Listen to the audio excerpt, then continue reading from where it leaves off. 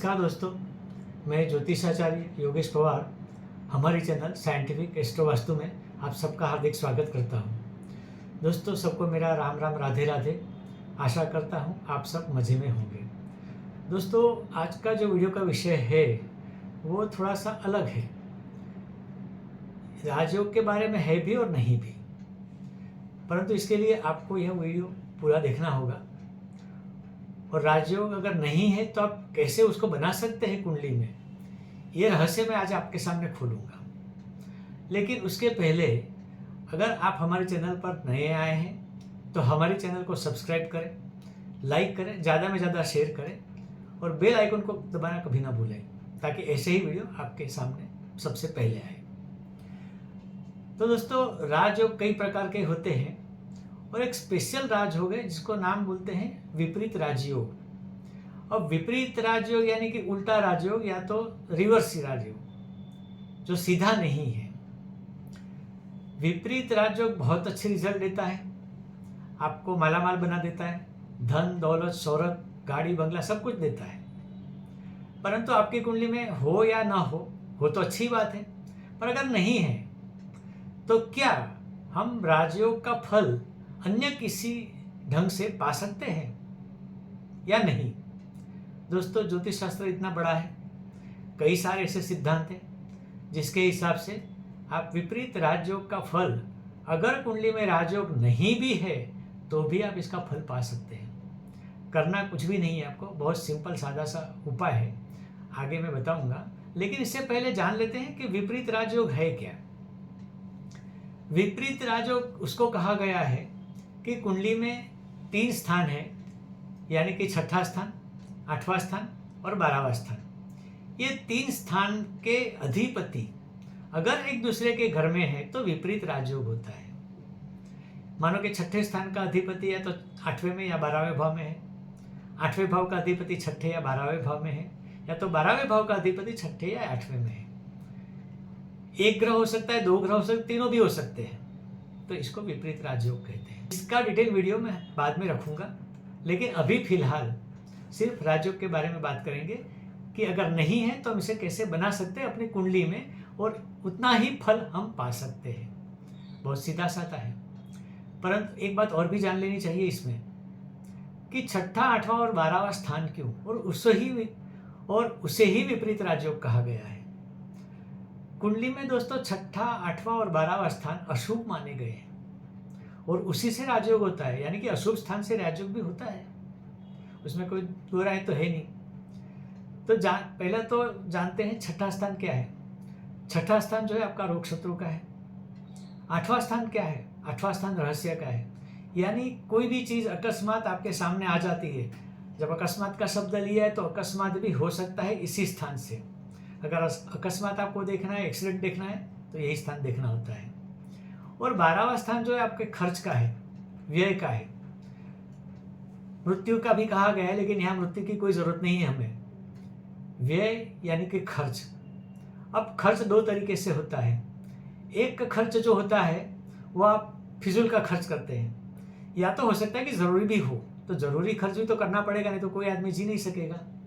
तो चाहे ज़रूरी खर्च हो चाहे फिजूल खर्च हो।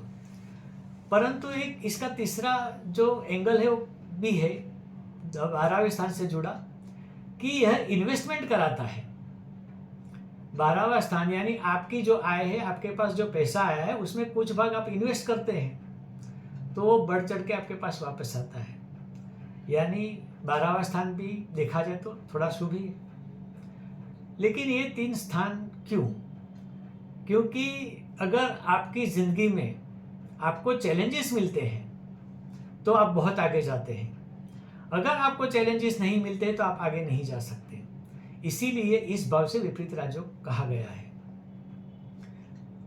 थोड़ा सा डिटेल देखते हैं कि छठा भाव क्या है। रोग शत्रु का सबसे जरूरी हेल्थ, इसीलिए कहते हैं हेल्थ इज वेल्थ। उसी में एक शत्रु आते हैं, यानी जो आपके सामने शत्रु है वो भी, और आपके हित शत्रु यानी जो आपके पीछे आपको नहीं दिखते हैं वो इसमें आते हैं। तो सबसे पहले जीवन में क्या जरूरी है? पैसा, धन, दौलत। दूसरा क्या जरूरी है कि आपके सामने जो शत्रु है या आपके जो भी विरोधी हैं उसका शमन करके उस पर आपको विजय पाना है, ताकि आपके कोई भी कार्य में ना बाधा आए, ना वो लोग आड़े आए, और आप जो चाहे वो सक्सेस पा सके। 8वां स्थान रहस्य का है, यानी कि अचानक कोई प्रश्न खड़े होते हैं और आपको सॉल्व करने हैं।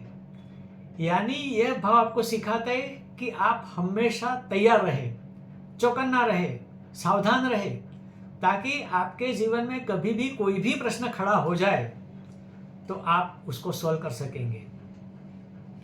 तीसरा भाव तो मैंने पहले ही बता दिया, उसमें ज़्यादा चर्चा करने की जरूरत नहीं है, कि आपके पास जो आय आती है उसमें से कुछ भाग आपको इन्वेस्ट करना है, और अगर इन्वेस्ट करोगे तो आपकी आय बढ़ेगी, इंटरेस्ट के साथ में वापस आएगा। आजकल आप लोग देखते हैं कि मार्केट ट्रेडिंग बहुत चलता है, शेयर बाजार बहुत चलता है, तो ये सारी चीज़ें हैं। इसका मतलब ये है कि इन 3 भावों को अगर आप मजबूत करते हैं तो आपको पहला, आपकी हेल्थ अच्छी रहेगी, रोग पर विजय पाओगे, शत्रु पर विजय पाओगे। कोई भी प्रॉब्लम आपके सामने आए वह आप सॉल्व कर पाओगे, उसका सामना कर पाओगे, आप डरोगे नहीं, भागोगे नहीं। और तीसरी, आपकी जो आय है, आपके पास जो पैसा आता है, उसको री इन्वेस्ट करके आप पैसा बहुत सारा बढ़ा सकते हैं। यानी कि आमदनी के हिसाब से नहीं, पर इन्वेस्टमेंट के हिसाब से आपके पास धन दौलत आएगी। अब करना क्या है? कुछ भी नहीं करना है। ये 3 भाव के जो अधिपति ग्रह हैं उनको आपको मजबूत करना है। अगर ये पॉजिटिव है तो आपको उस ग्रह के नंग आपके उंगलियों में पहनना है। मतलब जो भी अधिपति, उसका जो भी नंग है वो आपको उंगली में पहनना है, उसकी उंगली में। और दूसरी बात यह है कि अगर यह ग्रह कमजोर है या थोड़ा सा नेगेटिव है तो उसको भी आप पॉजिटिव बना सकते हैं, मजबूत बना सकते हैं। सबसे ज़्यादा आसान उपाय जो है और सबसे ज़्यादा सटीक है, सबसे ज़्यादा इम्पोर्टेंट है, वह उपाय मैं अभी बताने जा रहा हूँ। दोस्तों, सबसे जो पुण्य का कार्य है वह है दान। दान अगर आप करते हो तो उसका जो पुण्य मिलता है उसकी कोई सीमा नहीं होती। तो दान करने का जो है महत्व वो बहुत सारा ज़्यादा है। तो सबसे पहले लेते हैं सूर्य।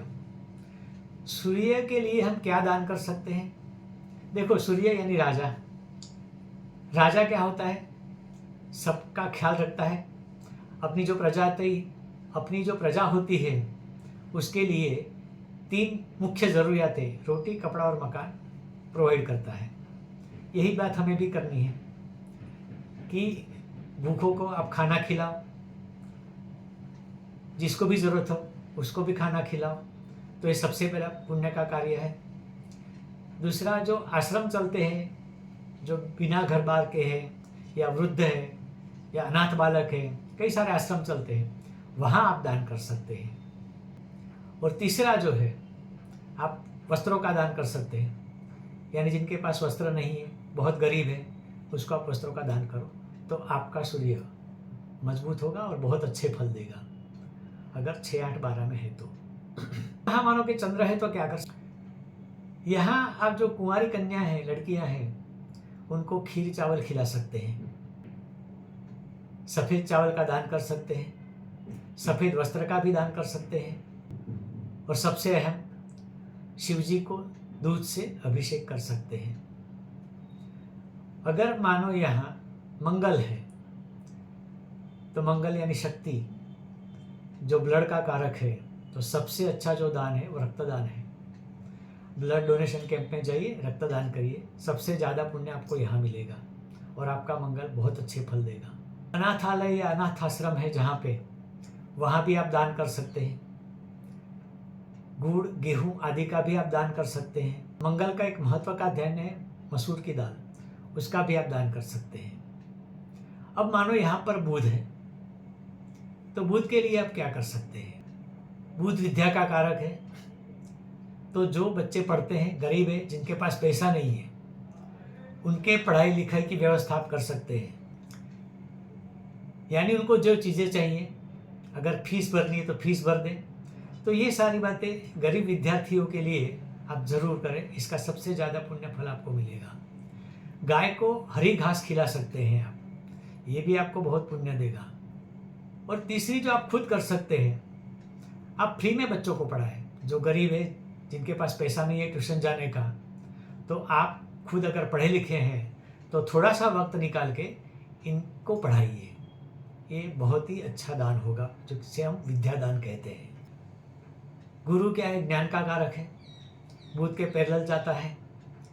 तो जो गरीब विद्यार्थी हैं उनको पुस्तकें ला के दीजिए, नोटबुक ला के दीजिए, पढ़ाई के लिए जो सामान चाहिए वह उनको ला के दीजिए। हो सके तो उनकी फीस भी आप भर सकते हैं, तो ये सबसे ज़्यादा अच्छा दान है।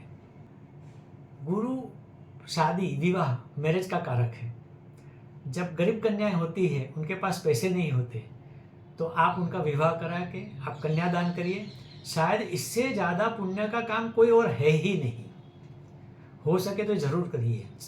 चने की दाल या पीले वस्त्र जिस पे गुरु का कारकत्व है वह भी आप दान कर सकते हैं। शुक्र, अगर शुक्र इन स्थानों में है तो सबसे पहले आता है मेडिकल हेल्प। जो गरीब दर्दी हैं, जिनके पास दवाई नहीं है, जो हॉस्पिटल नहीं जा सकते, उनको ये मदद कीजिए। अगर शुक्र है तो सबसे पहले आता है मेडिकल हेल्प। अगर आप किसी को जानते हैं जो गरीब है, मेडिकल हेल्प नहीं लेता है या उसके पास पैसे नहीं है, तो आप उसको ट्रीटमेंट कराइए, दवाइयाँ ला के दीजिए, और ये आपकी हेल्प बहुत अच्छा फल देगी आपको। ये भी होता है कि वैसे दर्दी को जो जा नहीं सकते या जिनके पास साधन नहीं है, उनको आप हॉस्पिटल ले जाइए, वहाँ डॉक्टर को दिखाइए, उनका चार्ज भरिए और उनका ट्रीटमेंट कराइए। महंगे चावल जो कॉस्टली होते हैं उसका आप दान कीजिए। महंगे वस्त्र, उसका भी आप दान कर सकते हैं। महंगे वस्त्र या महंगा चावल इसके लिए कहा है कि शुक्र वैभवशाली है, पैसे वाला है। सबसे ज़्यादा पैसा शुक्र के पास ही होता है, इसीलिए मैंने महंगे शब्द जोड़ा है, ये ध्यान में रखिए। अगर आपके पास कोई कला है, कोई भी कला, यानी म्यूज़िक है, नृत्य है, आर्ट वर्क है, क्राफ्ट है, वो सारी चीज़ें अगर आपको आती है तो आपके अड़ोस पड़ोस में जो भी बच्चे हैं उनको ये कला फ्री में सिखाइए। अब लेते हैं शनि को। अगर शनि इन स्थानों में है, किसी भी एक स्थान में, तो आप क्या कर सकते हैं? एक तो शनि वृद्धों का कारक है, तो सबसे तो पहले आएगा वृद्ध लोगों की मदद करें, दिव्यांगों की मदद करें। वृद्धाश्रम, जहाँ जहाँ वृद्धाश्रम चलते हैं वहाँ आप दान दे सकते हैं। शनि का एक स्पेशल कारकत्व है कुष्ठ रोग पे या लंबे चलने वाले रोगों पे। तो कुष्ठ रोगी है या असाध्य रोग है या लंबे चलने वाले रोग है, उन रोगियों की मदद भी आपको बहुत अच्छा फल देगी शनि के माध्यम से। शनि का जो कारकत्व है काली उड़द पे, काले वस्त्र पे, तो इसका भी आप दान कर सकते हैं। लेकिन हो सकता है कि काले वस्त्र कोई ना ले, तो इसकी जगह आप डार्क ब्लू कलर के वस्त्र जरूर ले सकते हैं। तो दोस्तों, आपके छठे, 8वें और 12वें स्थान में कौन से ग्रह है, उसके हिसाब से जो मैंने उपाय बताए वो आप जरूर कीजिए। राजयोग नहीं होते हुए भी राजयोग का फल आप पाएंगे, ये मेरी गारंटी है। उपाय करके देखिए। पर हाँ, उपाय करने के लिए आपको एक चीज़ ध्यान रखनी है कि दान उसी को देना है जो सुपात्र है, कुपात्र को दान नहीं देना है। इसके लिए एक पहले भी वीडियो मैंने रखा था, इसका आई बटन आपके स्क्रीन पर दिखाई देगा, तो ये भी आप ध्यान रखिए। और हाँ, किसी को भी पैसे नहीं देना है, क्योंकि अगर आप पैसे देते हैं तो उसका उपयोग कैसे होता है वो आपको पता नहीं चलता है। तो दान ऐसा है कि दान का सही उपयोग होना चाहिए। तो ये चीज़ आपको ध्यान में रखनी है और इसके लिए आप सावधान भी रहना है। तो दोस्तों, आज के वीडियो में बस इतना ही। लेकिन आपको एक बार और याद दिलाना चाहता हूँ कि अगर आपने हमारे चैनल को सब्सक्राइब अभी तक नहीं किया है तो पहले सब्सक्राइब करें, लाइक करें, ज़्यादा में ज़्यादा शेयर करें और बेल आइकन को दबाना ना भूलें, ताकि ऐसे ही वीडियो आपके पास जल्दी से जल्दी आए। अगर आप हमसे कोई परामर्श करवाना चाहते हैं, कंसल्टेंसी लेना चाहते हैं, तो मेरे दिए गए नंबर पर आप मुझे व्हाट्सएप से या फ़ोन से ज़रूर कांटेक्ट कर सकते हैं। तो दोस्तों यहाँ हम विराम करते हैं। आने वाले वीडियो का इंतज़ार करें। तब तक के लिए नमस्कार।